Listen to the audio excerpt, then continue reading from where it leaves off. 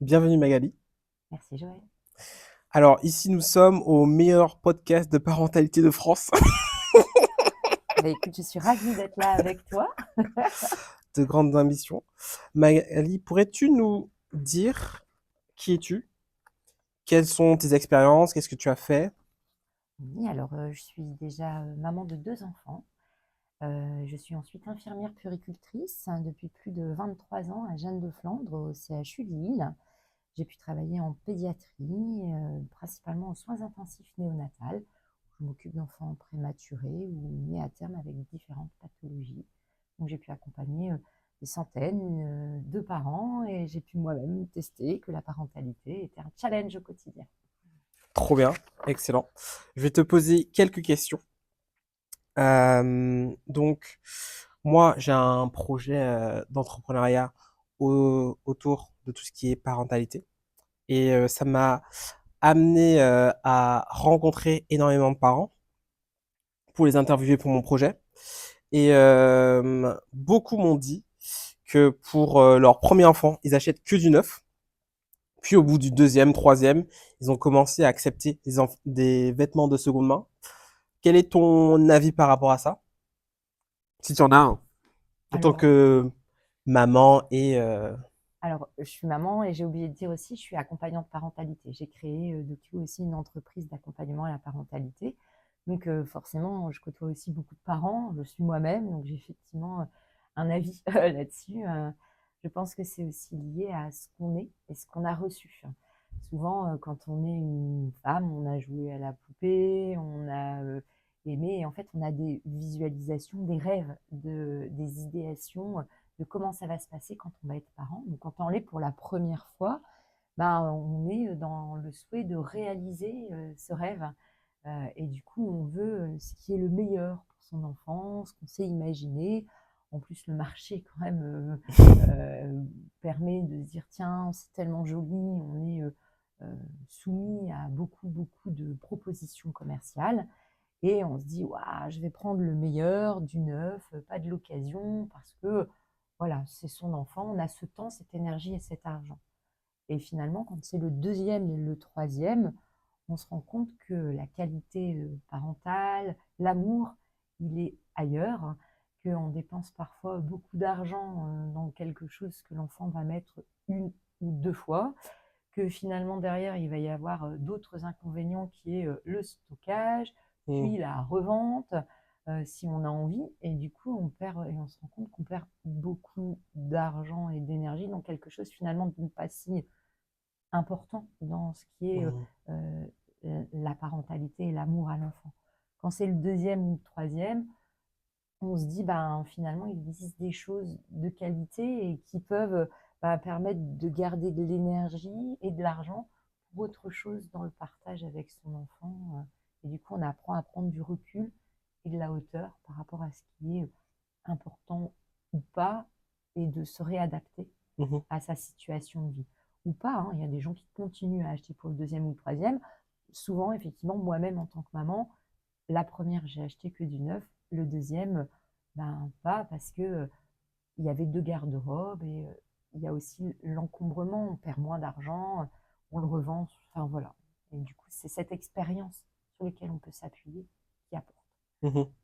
Alors moi, ma prochaine question était quel conseil tu donnerais aux parents qui, eux, ils veulent le meilleur? En tout cas, ils vont pour leur premier enfant et ils veulent le meilleur absolument. Mais je pense que tu as très bien répondu. Euh, c'est plus une question de qu'est-ce qu'on peut leur apporter à ces enfants, plutôt que simplement les vêtements qui, entre guillemets, qu'un détail. Euh, Ça va dépendre de la façon dont on aime aussi. Il y a des mhm, gens pour qui l'objet a plus d'importance dans la notion et dans l'expression de l'amour que de passer du temps ou la qualité des moments partagés. Et en fait, souvent, on veut tout et on se rend compte que non. Et c'est pour ça que l'habit, il est un objet de transition. Mais après, il ne nous appartient pas de juger si c'est bien ou pas mhm, bien. Et chacun fait comme il veut et comme il peut. Mais souvent, voilà pourquoi il y a ce sens dans le fait de vouloir être un bon parent passe par la vie, ce qui n'est pas nécessairement important. En tant que maman, Mmh. Est-ce que tu t'es déjà senti dépassé par les détails, que ça soit le choix de l'habit, l'organisation du quotidien, ce genre de choses? Forcément. On voit que tu n'as pas d'enfant, moi Je j'en n'ai ai. pas d'enfant. En tant que parent, on se sent souvent dépassé et débordé.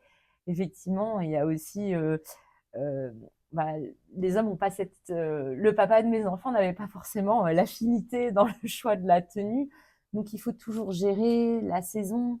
Est-ce que les habits vont, aller sur telle saison? Est-ce que, c'est harmonieux? Est-ce que et du coup, effectivement, c'est des questions dans une société où on porte le regard sur le paraître et le jugement. Effectivement, on essaye de faire, c'était important. Et il y a une pression et des prises de tête parfois. J'ai des parents qui m'ont déjà dit qu'ils achètent un manteau, une taille au-dessus, comme ça fait 1 an et demi ou 2 ans, en 2 ans.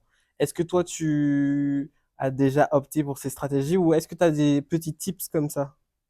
Non, alors, euh, les vêtements, ils sont censés être confortables. Et en fait, le confort de l'enfant, le fait que mon enfant il puisse se mouvoir, avoir une motricité qui soit adaptée, Mhm. je préfère acheter des habits d'occasion et du coup avoir des habits moins chers mais à la taille de l'enfant et en Mhm. acheter deux pour les saisons plutôt que de mettre une taille au-dessus pour le garder plus longtemps. Parce qu'en plus, enfin après, si c'est une fille, un garçon, mon garçon abîmait beaucoup plus à l'école que ma fille. Du coup, ce que moi je faisais, c'était plutôt avoir une garde-robe d'école et une Mhm. garde-robe de week-end. Parce que effectivement, quand on allait dans des événements, il courait moins partout, il jouait moins partout, il y avait moins de possibilités. Et du coup, je pouvais avoir des habits qui étaient dans le reflet de ce qui était. Mais le confort de l'enfant doit quand même rester la priorité dans le fait de se vêtir. Et s'il est entravé dans ses mouvements, c'est quand même dommage pour sa motricité, son développement psychomoteur, d'avoir ce genre de Ah choses. ouais, ça a Comme un impact. oui, des fois, j'ai déjà vu aussi des personnes qui achètent les chaussures une taille au-dessus. L'enfant, il tombe quand même parce qu'en fait, la stabilité sur la plante des pieds, le fait de pouvoir ouvrir les orteils, Mhm. euh, permet d'avoir et de développer l'équilibre. Un enfant qui va être entravé par des habits ou des chaussures trop grandes va pas développer sa motricité de façon optimale et donc les acquisitions. Donc, quand on est petit, le fait de pouvoir d'abord marcher, puis après courir, après sauter, tout ce développement psychomoteur, il se fait dans un ordre. Et Mhm. donc, s'il y a des éléments extérieurs qui interviennent, c'est gênant aussi. Le fait de ne pas laisser les enfants jouer dans la boue ou de sauter, ben, ça freine aussi des acquisitions. Alors, ben, parfois, peut-être mieux les salir et les laisser ben, se développer, ou même par rapport à leur immunité, d'être en rencontre avec des bactéries. C'est pas bon d'avoir un environnement trop propre autour des enfants. Mhm. Ils doivent développer leur système immunitaire. Il y a un impact sur la santé et le développement psychomoteur de l'enfant. Ok, c'est intéressant. Je savais pas du tout. Tu as parlé de papa, de ton ex, et aussi d'événements spéciaux. En tant que maman, femme et aussi professionnelle dans la santé, est-ce qu'il y a des choses que tu aimerais que les papas sachent ou fassent mieux quand ils sont, par exemple, dans un mariage avec un jeune enfant? Que ce soit peut-être on peut peut-être parler de l'avant, le pendant et est-ce que par exemple il y a une préparation type Alors, les deux parents sont importants auprès de l'enfant, puisque c'est les figures d'attachement, mhm, donc ce sont des références, que ce soit le papa ou la maman, effectivement, dans un événement qui va changer le quotidien, où il va y avoir du monde, l'enfant il va être sollicité par des émotions, des interactions, quel que soit l'âge, hein, il va y avoir du bruit, on change le quotidien, il faut une préparation auprès de l'enfant pour que ça se passe au mieux, il soit serein, il soit sécure, il faut leur expliquer ce qui va se passer. C'est vrai que ben, leur mettre une tenue qui est sympa, c'est bien, mais de pouvoir les laisser jouer aussi, on mhm, en revient, de ne pas être figé et de pouvoir profiter de cet événement dans la motricité. Si l'enfant il veut profiter, c'est aussi important. Et bah, d'essayer d'être respectueux de soi, de l'enfant, dans son équilibre, en fonction aussi de son âge. S'il est petit, ben, qu'il puisse prendre le sein, si la maman elle allait, de pouvoir le faire en toute liberté, autant que l'enfant il le veuille, puisque la succion non nutritive est aussi une façon pour l'enfant d'être rassuré sur des événements stressants, le fait de rencontrer plein Mmh. de gens, et des gens que tu connais pas. Du coup, aussi pouvoir lui accéder à la tétine si on voit que l'enfant il a besoin de câlins, de réassurement, parce que tout ce qui perturbe peut créer un besoin. Voilà. Et aussi parfois être compréhensif qu'il y a des enfants, ils vont être un petit peu plus agités et dans la motricité, pour canaliser justement tous ces changements et ces interactions, ils vont courir partout. Hein, c'est tout, c'est OK. C'est sa façon de gérer les émotions. Ouais. Oui, ok. Ok, ok. Donc autant l'enfant doit être préparé quelque part, le parent doit aussi être préparé un peu mentalement pour des grands événements. Exactement, ouais. Intéressant. Quand on est parent, quand on est soit on se prépare, on met une tenue, machin, là, on essaye de voir dans l'organisation telle heure, telle heure, telle heure, on se prépare soi, l'enfant il a aussi besoin d'être préparé et il faut aussi se préparer à se dire que son enfant il sera peut-être différent à ce moment-là Mhm. et de se dire c'est ok en fait, hein, on lâche prise. Et t'as pas vraiment parlé de ce que toi tu faisais, ton projet entrepreneurial. Mhm. Est-ce que tu pourras en dire plus et nous dire comment tu accompagnes les parents? Oui, alors c'est pour ça que je disais effectivement, j'ai créé Happy Imperfect Parent Club. Parce que, comme je l'ai dit, quand j'ai eu mon premier enfant, je me suis retrouvée en difficulté parce qu'elle pleurait beaucoup. J'ai été démunie et je me sentais seule. J'arrivais pas à gérer ses peurs, ses pleurs et je trouvais que j'étais un parent incompétent, je crois. Et je me suis rendu compte, en fait, en travaillant, j'ai fait la formation puéricultrice après, et j'ai pu travailler aux soins intensifs. Et là, j'ai observé des centaines, des milliers de parents et de me rendre compte qu'en fait, on n'avait pas tous les mêmes ressources. Hmm. Qu'en fonction de ce qu'on avait reçu de nos parents, de ce qu'on avait vécu, on n'avait pas tous le même équipement pour traverser cette période de la vie de déstabilisation. En fait, on est un couple, on est deux. D'un coup, on est trois. Et en fait, on doit se restabiliser autour de toute cette organisation. Et qu'en fait, c'est une période de déstabilisation normale pour tout le monde. Ce qui va dépendre, c'est la longueur, ça va dépendre des ressources qu'on a. Si par exemple on a ses parents à proximité, si du séjour de maternité, de la façon dont la grossesse s'est passée, et tout ça, ça va modifier cette période. Hmm. Et cette période, en fait, va avoir un impact déjà sur soi. Moi, j'en ai eu des traumatismes et ça a été vraiment une période très difficile. Et ça a aussi des impacts et une répercussion sur l'enfant. Et sur l'enfant qu'il est et l'enfant qui va être sur sa vie entière. Et en fait, ça n'est pas normal. Ça n'est pas normal qu'à l'heure d'aujourd'hui, la société ne reconnaisse pas cette période, n'aide pas à cette période. Et donc, j'ai créé Happy Imperfect Parent Club. Je veux aider, soutenir, accompagner les parents dans cette période de déstabilisation, sur les questionnements, les difficultés, pour les aider à récupérer leur équilibre dans la bienveillance, le non-jugement, la joie et la convivialité quand même. Mais parce que plus cette période sera courte, plus ce sera profitable pour le papa, la maman, la famille et l'enfant aussi. Hmm, hmm, Et hmm. du coup, j'accompagne les parents en proposant un accompagnement par visio et un accompagnement par rendez-vous à domicile parce qu'il y a des choses qu'on ne peut pas régler à distance. Et donc, ces accompagnements par semaine sur plusieurs problématiques, aussi le bien-être pour l'enfant. C'est beau parce que quelque part, tu crées un service que tu aurais pu bénéficier au moment donné, ou enfin, ou que tu aurais aimé bénéficier quand tu allais être parent. Quand j'ai été parent, mais j'ai tapé sur Internet SOS parents, pleurs d'enfants, que faire? Et je me suis sentie démunie. Alors, j'ai appelé un service qui existe, mais en fait, c'est personne dépendant. Et l'humain, ça peut pas. En fait, ça matche pas avec tout le monde. On ne plaît pas à tout le monde et tout le monde ne nous plaît pas. J'aurais voulu avoir le choix d'avoir quelqu'un qui puisse venir me soutenir, alors sans les petites phrases assassines que j'ai eues quand j'ai fait appel à une professionnelle à l'époque qui est venue chez moi et qui me dit mais votre enfant crève de faim. J'ai commencé à non, jamais.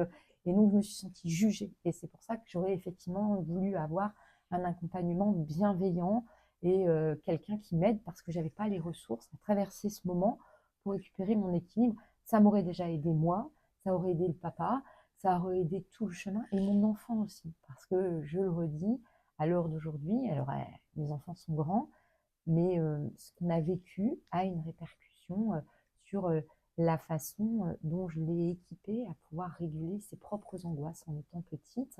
Et Mmh. donc, il y a une étude scientifique qui s'appelle les 1000 premiers jours de vie, qui dit que tout ce que l'enfant vit de la conception jusqu'à ses 1000 premiers jours va avoir un impact sur sa santé physique et mentale de l'adulte en devenir.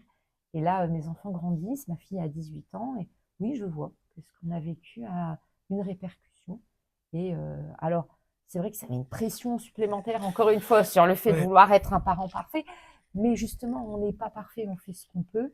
Et toute la richesse, c'est pouvoir d'accepter et de demander de l'aide au moment où on en a besoin, parce qu'en fait, ça arrive à tout le monde. Mmh. Ok. Parce que, ouais, justement, j'allais dire, avec ce que tu viens de dire par rapport aux 1000 jours, moi, je suis pas encore papa, mais j'espère un jour le devenir. Et je me dis là maintenant, waouh, il faut pas que je me rate. Comment tu concilies ces deux choses, cet élément de, d'un côté, faut pas se rater, mais d'un autre côté, c'est ok, et on fait tous des erreurs. Ben, c'est là toute la problématique, c'est qu'il y a une adjonction de la société à l'heure d'aujourd'hui à être parent. Déjà, il faut relancer le plan de la natalité, nanana, faut être un bon parent, loi éducative contre les violences ordinaires, attention les 1000 premiers jours. Et c'est aussi ça qui crée une pression très importante à être un super parent. On a moins d'enfants qu'avant, du coup on a aussi plus d'argent, on investit plus dans son enfant parce qu'on a envie justement, on en a moins qui réussissent, qui se passe bien. Et du coup, toutes ces données ont changé. On prend une éducation non violente, mais on ne dit pas ce que c'est. Et en fait, c'est comme tout, on va savoir faire. On dit qu'il faut allaiter son enfant, mais on n'explique pas comment il faut allaiter. Et en fait, en tant qu'être humain, on n'est pas parfait, on fait ce qu'on peut. Et tant qu'il y a de l'amour et que c'est fait avec amour, oui, de nos erreurs, on apprend, ben c'est tout, c'est OK. C'est pour ça que j'ai voulu appeler ma société Happy Imperfect Parent Club, parce que oui, être parent, c'est du bonheur, mais aussi c'est de l'imperfection. Et il faut l'accepter. Et donc, on fera et tu feras ce que tu pourras, et ce sera OK parce que tu donneras ce que tu as reçu ou mieux. Et tant que tu le fais avec amour, et avec toutes les connaissances et tes choix éclairés, ce sera juste pour toi, ce sera juste pour ton enfant. Mm, c'est beau, merci. Et tu as énormément d'expérience avec les parents, les enfants. Tu les as vus tout jeunes. Est-ce qu'il y a un moment particulier dans ton parcours qui t'a marqué, euh, qui a été émouvant pour toi? Alors, il y en a beaucoup parce qu'effectivement, je travaille depuis plus de 24 ans. Euh, des moments, c'est toujours là où il y a de l'émotion. Moi, je dis là où je travaille, c'est du concentré de vie Mhm, parce que bah, il y a de la vie, il y a de la mort, il y a des joies, il y a des peines. Et le fait de pouvoir être un spectateur privilégié et de pouvoir être là dans l'intimité et le partage, dans mhm, l'humanité des, des gens, tous ces moments de vie. Je le sais que je suis une privilégiée et en même temps, ça m'aide aussi à parfois relativiser les choses qui sont importantes ou pas. Parce que, bah, effectivement, la mort d'un enfant, c'est pas quelque chose de gai, mais il y a aussi des grandes victoires. Et quand on reçoit des messages de personnes que leurs enfants vont bien, qui s'en sortent, enfin voilà. Et du coup, chaque personne que tu rencontres dans ton a quelque chose qui reste marqué. mhm. Et si on reste sur cet élément de quelque chose qui nous a marqué, est-ce qu'il y a une tenue ou un moment lié aux vêtements de tes enfants qui a une valeur symbolique pour toi? Alors, pas du tout. Pas du tout. Non, c'est vrai que euh, au début, pour ma fille, par exemple, sa tenue de naissance, c'était important, je l'avais choisie, la tenue de... Et en fait, c'est ce que je te dis, plus on avance dans la vie, plus on se rend compte que l'important, il est plus dans ce qu'on a partagé, le moment, le souvenir, plus que finalement l'objet proprement dit. Mhm, Donc, ce sera plutôt les souvenirs de ce qu'on a vécu qui va rester que l'objet, parce que finalement, l'objet, il encombre, on le stocke, il garde, il prend pas.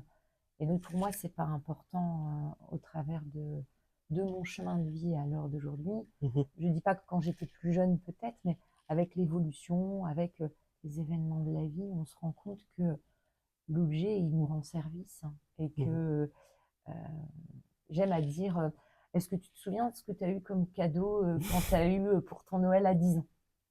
C'est ce que tu as eu comme... Non, du tout. voilà. Est-ce que tu te souviens d'un moment de partage avec ton père, à un endroit où ça a été, Mmh. tu vois, ce souvenir, l'instant, le moment, il a plus de valeur que le cadeau. Et du coup, l'objet, il n'est pas si important que ça. Mmh, mmh, mmh. Waouh, c'est fort. Et une chose que je suis sûr que tu vas t'en souvenir, c'est quand tes enfants étaient plus jeunes, Mhm. est-ce qu'il y avait quelque chose où tu t'es dit waouh, ou que peut-être tu faisais pas avant et que tu as commencé à faire, ou que tu as dû faire parce que tu étais obligé, qui a, entre guillemets, simplifié des choses, ta routine, etc., etc., dans un monde où il faut aller à 100 à l'heure parce que tu as des enfants, il faut le préparer, il faut aller au travail, etc., etc. Qu'est-ce qui a été ton truc à toi? Quel a été ton truc qui fait que les choses vont bien? Ou t'avais pas d'habitude routine? Bon, ils sont grands maintenant. Si, si, on a tous et on met tous en place des choses. Pareil, dans l'imperfection, on fait ce qu'on peut, hein, je le Mhm, redis en tant que parent. Bien sûr qu'il y a des choses que j'ai fait à mes enfants que je me dis que je n'aurais pas dû, parce que ben, pour gagner du temps, oui, enfin, je préparais mes habits la veille pour le lendemain, parce que comme ça, le matin, c'était plus simple pour tout le monde, pour gagner du temps et pas avoir à choisir le matin. Ça, c'était quand même des choses plutôt sympas. J'ai fait du batch cooking où je préparais à manger le dimanche pour avoir des repas rapides à faire pour ma semaine. Et puis j'ai fait des choses que voilà, j'ai mis mes enfants devant la télévision pour pouvoir avoir du temps et parce que ben oui, des fois le mercredi, j'avais pas toujours envie de faire de la pâte à modeler et ramasser, passer l'aspirateur et devoir tout nettoyer, et que oui, voilà, j'ai mis les enfants dans des clubs pour que ce soit eux qui les aident à se dépenser physiquement plutôt que de sauter partout dans ma maison. Voilà, après quand on est parent, on fait comme on peut, mm, hein, et c'est ok, je le redis. mm, mm, mm. Non, t'as tout à fait raison. T'as tout à fait raison. Euh, on en a un peu parlé, mais par exemple sur les réseaux, on voit énormément de conseils pour les parents. Il y a des magazines, il y a des réseaux, il y a même des séries télé dédiées à la parentalité. Euh, En tant que futur parent, qu'est-ce que je peux faire pour naviguer dans tout ça? Je sais qu'il y a certaines personnes qui décident de juste s'en éloigner complètement et de faire à la sauce. Qu'est-ce que toi tu penses? Alors moi, je pense qu'il y a des recommandations. Et comme je le dis, ça reste des recommandations. Euh, Ce qui est important, c'est de comprendre pourquoi on fait les choses. Hmm, En fait, là où il faut naviguer, c'est d'aller se renseigner du comment et du pourquoi, et après de faire un choix éclairé pour soi. Et en fait, il n'existe pas de bonne et de mauvaise façon de faire. Il n'existe que des choses qui soient OK pour toi, parce que toi, t'es toi, moi, je suis moi, mes enfants. Et en fait, en fonction de ce qui est notre individualité, ce qui est son besoin du moment et ce qui est sa réalité, et ben, le fait de faire un choix éclairé mais individualisé, puisqu'on ne peut pas être le même parent, on n'a pas le même chemin, le même mhm, parcours, et ben du coup, tout simplement, c'est pas possible. Donc il faut comprendre pourquoi, savoir s'écouter soi et son cœur et prendre une décision qui est la sienne, et d'assumer après les conséquences de ses choix, de ses actes. Quand on sort de chez soi, carrément. on prend des décisions, est-ce qu'on prend la voiture, le truc, et on les assume. Et ben pour être un parent, c'est pareil. Il n'y a pas pour moi de bonne et de mauvaise façon de faire. Il n'y a que des façons de se réadapter à ce qu'on vit en ayant l'éclairage de se dire je sais pourquoi je le fais, et après on fait comme on peut et comme on veut. Et c'est OK avec ça. Hmm, ok. Donc, si tu veux te renseigner pour avoir des informations, ces informations resteront des recommandations. Si elles t'aident à avoir une vision éclairée, tant mieux. Par contre, il faut que ce soit quand même validé, puisque tu vas voir, il y a des gens qui ont des recommandations, mais qui sont validées juste par eux. Et c'est là que ça devient un petit peu compliqué de faire le tri. Ok, intéressant. Est-ce qu'il y a... Parce que j'aimerais bien donner des conseils aux papas qui sont de plus en plus, comment on dit ça en français, qui mettent la main Oui. pour aider le foyer et pour interagir avec l'enfant, etc., etc. Est-ce qu'il y a un exemple que tu as eu d'un papa qui a fait quelque chose de super avec son enfant? Est-ce que tu as des exemples? La parentalité, elle change. C'est vrai que dans les représentations, le papa avait pas trop sa place. Est-ce qu'il la prenait pas? Est-ce qu'on lui laissait pas? C'est quand même des évolutions qui ont complètement changé. Les papas sont hyper impliqués dans leur parentalité. D'ailleurs, avec l'augmentation du congé Mm. paternité, c'est vraiment une place importante. Et moi, je le dis en néonat, j'ai observé le papa et la maman. C'est vraiment un duo autour de l'enfant. Et l'enfant a ce besoin, de toute façon, d'inscrire son individualité dans la parentalité autour du père. Et le papa a vraiment une présence très, très, très grande à prendre et une importance. J'ai une question, désolé de te couper. Euh, Demain, je suis papa. Ouais. Sauf que ma femme, elle a passé 1000 ans avec le bébé parce que naturellement, elle a sorti de son ventre. Enfin, déjà, elle a passé 9 mois avec. Ouais, 1000 ans quand même, c'est une grossesse d'éléphant. Hein. Même les éléphants, c'est 2 ans, 1000 ans. On va revoir les cours sur les bases de la grossesse. Oui, oui. Mais en gros, elle a passé énormément de temps avec, déjà rattachée littéralement. Oui. Après, on sort.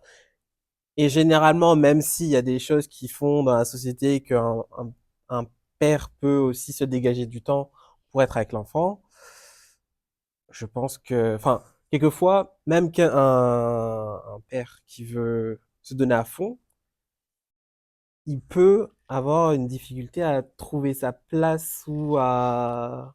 Comment tu conseillerais quelqu'un qui veut faire plus, mais où soit il n'est pas laissé, ou bien il n'arrive pas à se trouver où est son rôle dedans.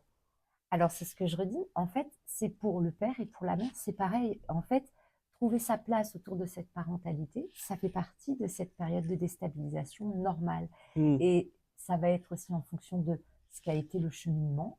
C'est pour ça que c'est important de connaître ensemble et d'avoir discuté de quel est son désir de grossesse, mais aussi de son désir de parentalité en couple. Du coup, le père, il est déjà présent dans la grossesse parce que, qu'il le veuille ou non, l'enfant le connaît déjà puisqu'en fait, il fait partie du quotidien de l'enfant. L'oreille de l'enfant, en fait, elle est fonctionnelle à partir de 12 semaines d'aménorrhée.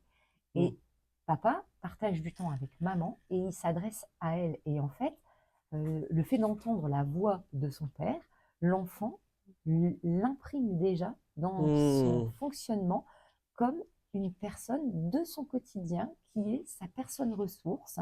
Et donc, pour le papa, souvent, il réalise qu'il est papa quand l'enfant naît parce qu'il le voit. Et ça, c'est un mécanisme psychique qui est lié à tous les pères.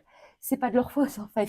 Ils ont beau être contents de voir, ils ressentent pas dans le ventre, ils ne portent pas à l'enfant. Mais l'enfant commence déjà à euh, représenter son père et à se... parce qu'il l'entend. Et du coup, il sait déjà qui est son papa. Et c'est pour ça que quand en salle de naissance, on met l'enfant en peau à peau, si le papa parle avec l'enfant, l'enfant, quasiment immédiatement, il associe le visage, l'odeur de la peau du père à cette voix rassurante qui est cette voix qui a bercé tous ces moments dans le temps de grossesse. Et en fait, Hmm. l'enfant connaît déjà son père, même avant qu'il ne soit né. Et le père Ok. reconnaît son enfant parce qu'il le voit et que l'enfant prend vraiment cette dimension du réel, en fait.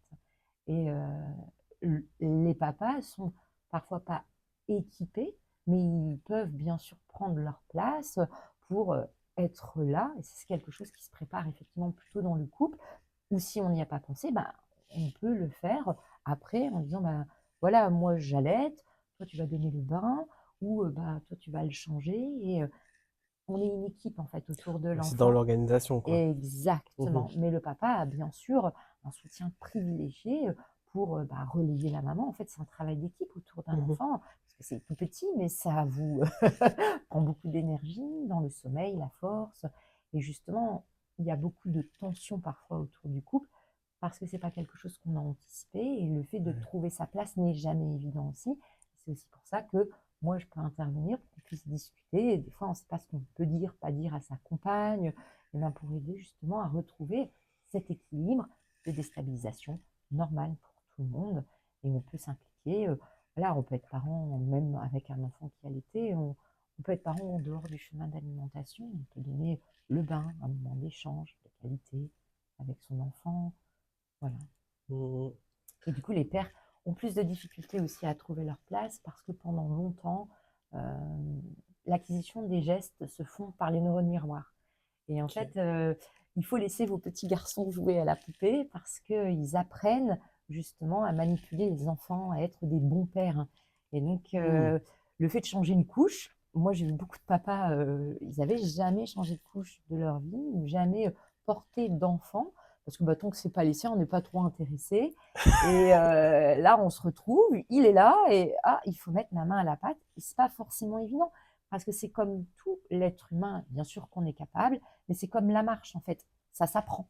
Mhm. C'est comme la course à pied, ça s'apprend. C'est comme l'écriture, le langage, tout ça s'apprend. Et en fait, c'est la répétition des gestes qui permet cet apprentissage. Et c'est pour ça que c'est bien aussi de s'être préparé en tant que papa, de savoir comment on mobilise et on maintient un enfant en toute sécurité, en tout confort pour soi aussi, comment on a des gestes assurés qui permettent de se sentir serein dans le fait de pouvoir être présent dans sa parentalité. Mhm. Ah, ok. Ça me donne des tips pour quand je vais devenir papa, c'est cool. Tu n'hésiteras pas à venir me voir. On verra ensemble comment on change une couche et comment on Yes! mobilise le bassin de l'enfant en toute sérénité. Yes, yes, yes, carrément. Euh, j'ai une dernière question. Enfin, avant-dernière question.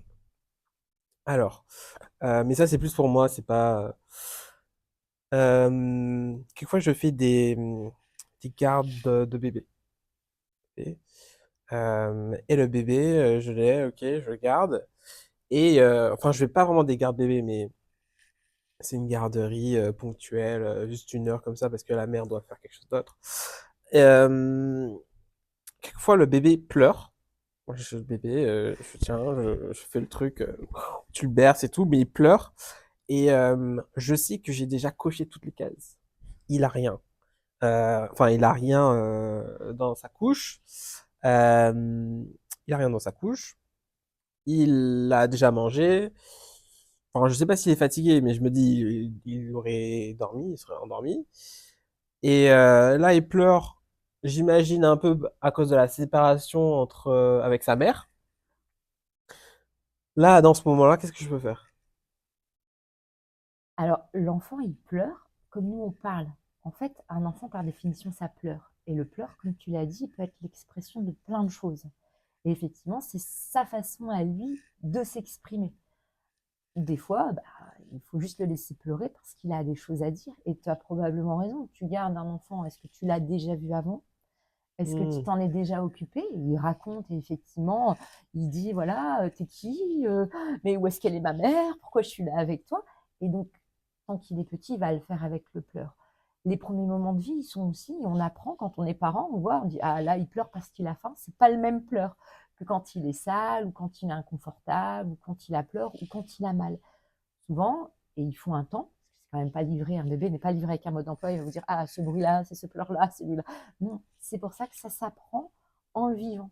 Et c'est pour ça qu'aussi, à un moment donné, l'enfant, il a besoin de pleurer pour qu'on puisse identifier hmm, la notion des pleurs. Et donc, un enfant qui pleure, c'est OK, c'est pas grave. Parce que justement, ça permet de pouvoir comprendre ce qu'il exprime. À juste titre, tu le dis, souvent, un enfant qui est séparé, si il est propre, qu'il a mangé, qu'il est en sécurité, qu'il a quelque chose à raconter. Il faut le laisser, lui dire comme moi je te parle, tu m'écoutes, il faut l'écouter. Il faut lui dire est-ce que tu es paniqué parce que ta maman elle est pas là, t'inquiète pas, elle va revenir. Et donc leur parler, parce qu'ils aiment la hmm. voix Les petits mammifères aiment les voix de mammifères, et donc le fait de leur parler, c'est quelque chose qui les rassure. Le fait de rassurer un enfant passe par plusieurs sources. Tu en as nommé une qui est le fait de le bercer. Et donc, même les éléphants, ils se balancent comme ça parce que les rythmies, c'est quelque chose qui apaise les mammifères et donc les enfants aussi. Il y a la succion non nutritive, donc le fait de téter, parce que parfois un enfant qui tète donc sur un support qui est soit la tétine, soit un doigt, soit le sein si le parent il est là. Mais en fait, même si l'enfant il n'a pas faim, le fait de téter, c'est quelque chose qui va générer un processus de réassurement. Et donc, si l'enfant, sa maman, elle l'allaite et qu'elle n'est pas là, il faudra quand même passer par un support non nutritif pour pouvoir le rassurer, parce que la succion est quelque chose qui marche très bien. Et donc, c'est toutes ces petites choses-là cumulées, donc une voix douce, de lui expliquer, le fait de téter, le fait de le bercer, qui arrivera ou pas, puisque l'enfant, c'est lui qui décide, d'arriver à le rassurer. Pour que ça se passe mieux, avant que la maman s'en aille, souvent on propose, un peu comme chez la nounou ou la crèche, sur ces périodes de séparation, de faire de la transition, en fait, de l'adaptation. On ne laisse pas un enfant tout seul longtemps, on commence par 10 minutes, un quart Ah oui. d'heure, et du coup, comme ça, l'enfant, il acquiert la compétence et la conscience de se dire, elle est partie, mais elle va revenir, et du coup, ça le rassure. Le fait de préparer à nouveau ce genre de choses va faciliter la sérénité pour le parent, pour l'enfant et aussi pour celui qui garde l'enfant. Carrément. Mmh. Ok. Et dernière question. Mhm. On se connaît. Tu connais mon projet. Et j'aimerais bien avoir ton retour si, en tant que maman, tu le trouves pertinent ou pas. Euh, voilà. Je te laisse. Alors, ton projet, pour ceux qui ne te connaissent pas, c'est peut-être le présenter, parce que moi je le connais, tu le Ah oui, connais. ok. Alors, mon projet, c'est de la location de vêtements pour enfants, pour événements spéciaux, comme mariage, anniversaire, baptême. L'idée, c'est de vraiment essayer de simplifier quelque part la vie des parents en proposant un service où le parent a simplement à se dire, OK, bah, je choisis le vêtement, je vais le recevoir chez moi ou en point relais, comme vous voulez. Après, l'enfant, il profite de la tenue. Et à ce moment-là, l'envoi est aussi simple. Soit on le récupère à domicile, ou bien elle le redépose encore en point relais. C'est un peu ça. Alors, en tant que parent et en tant qu'accompagnant de parentalité, clairement, moi, j'adhère et j'adore ton projet parce que déjà, dans mon expérience personnelle, le fait c'est le temps qui manque en fait, surtout quand on a une maison, un travail, un mari, des enfants, et en fait, il faut concilier toutes ces vies en même temps. Et en fait, le temps, c'est quelque chose de précieux. Donc, le fait que tu puisses proposer des vêtements de qualité, qui soient hyper adaptés mode, sur des événements où on va utiliser la tenue une seule fois, moi, c'est un gain de temps et alors en plus, pas que pour l'événement, parce qu'on en avait déjà parlé, de stockage et de débarrassage après. Parce Mhm. qu'en fait, au départ, on a un enfant, on cumule peut-être une garde-robe de tel âge à tel âge, mais après, il faut stocker. Donc, ça prend de la place, c'est encombrant, c'est une charge. Il faudrait le revendre. Mais alors, revendre, c'est faire des photos, reprendre du temps, faire un tri, faire un colis, hein, pour le revendre moitié du prix ou même pas de ce qu'on a acheté, ou alors faire des braderies. Enfin, clairement, on a autre chose à faire Mhm. quand on est parent. Du coup, ton service clé en main qui permet de ne s'occuper que de le choisir, de le recevoir chez soi, de même pas avoir à le nettoyer, surtout pour les affaires de ski, parce que quand on revient de vacances et que tu as entre 12 milliards de lessive à faire et que souvent tu n'as pris qu'une semaine, tu reprends le travail lundi, tu dois refinir les devoirs des enfants, tout ça, en fait, c'est la charge mentale qui s'accumule et le fait de pouvoir trouver des solutions qui aident à s'en débarrasser, ben, c'est de l'accompagnement qui permet d'être plus serein et de recentrer son énergie et son temps sur des choses qui sont prioritaires, comme de passer du temps pour son couple, pour éviter peut-être de se séparer, ou de passer du temps et de qualité d'échange avec ses enfants, d'être du coup plus serein, de moins crier, parce que du coup on n'a pas cette charge mentale. Et du coup, moi, ce projet, je le trouve topissime en tant que parent et aussi en tant que professionnel, parce que le fait de pouvoir trouver des ressources qui aident justement à être plus serein dans sa parentalité, c'est toujours un plus, quoi. Donc bravo et j'adhère sur là le ski, on y va parce qu'en plus c'est des choses moi j'ai une fille et un garçon, même si je m'étais dit: «Je vais le garder», les combinaisons, de filles pour mon fils, ben, voilà, les technologies avancent en plus. À l'époque, on faisait des choses plutôt épaisses, maintenant c'est plutôt fin, donc j'en ai acheté, il faut les revendre. Enfin, c'est pareil, c'est tout l'enquiquinement et du coup, le fait que ce genre de prestations que tu proposes existe, c'est top parce qu'on peut les renvoyer, c'est compris dans le prix. En plus, même le nettoyage aujourd'hui, c'est bien. Merci beaucoup Magali. Ben, merci à toi, Joël, c'est un plaisir. Excellent.